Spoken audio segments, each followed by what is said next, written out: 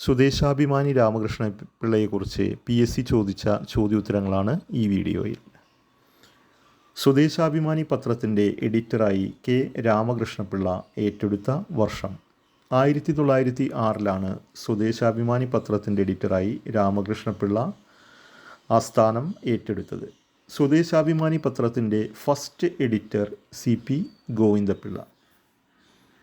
സ്വദേശാഭിമാനി രാമകൃഷ്ണപിള്ളയെ തിരുനെൽവേലിയിലേക്ക് നാടുകടത്തപ്പെട്ട വർഷം 1910 സെപ്റ്റംബർ 26.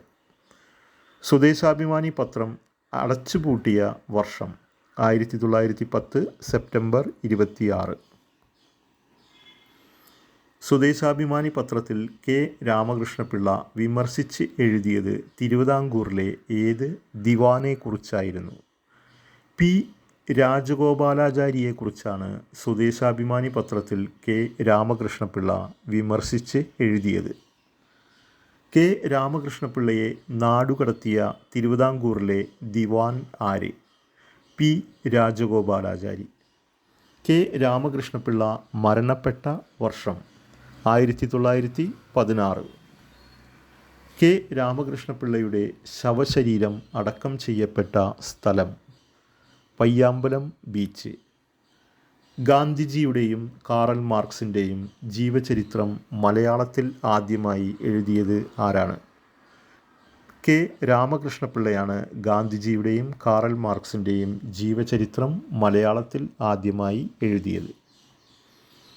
സ്വദേശാഭിമാനി രാമകൃഷ്ണപിള്ളയുടെ ആത്മകഥയുടെ പേര്? എൻ്റെ നാടുകടത്തൽ. സ്വദേശാഭിമാനി രാമകൃഷ്ണപിള്ളയെക്കുറിച്ച് അദ്ദേഹത്തിൻ്റെ ഭാര്യ കല്യാണിക്കുട്ടിയമ്മ എഴുതിയ ജീവചരിത്രം? വ്യാഴവട്ട സ്മരണകൾ. രാമകൃഷ്ണപിള്ളയുടെ തൂലികാ നാമം? കേരളൻ. സ്ത്രീകളുടെ ഉന്നമനത്തിനായി രാമകൃഷ്ണപിള്ള ആരംഭിച്ച പ്രസിദ്ധീകരണം? ശാരദ. 1,00,000 രൂപ എന്ന ആർട്ടിക്കിൾ ഏത് പത്രത്തിലാണ് പ്രസിദ്ധീകരിച്ചു വന്നത്? സ്വദേശാഭിമാനി പത്രം. ഇത്രയുമാണ് സ്വദേശാഭിമാനി രാമകൃഷ്ണപിള്ളയെക്കുറിച്ച് PSC ഇതേവരെ ചോദിച്ച ചോദ്യോത്തരങ്ങൾ.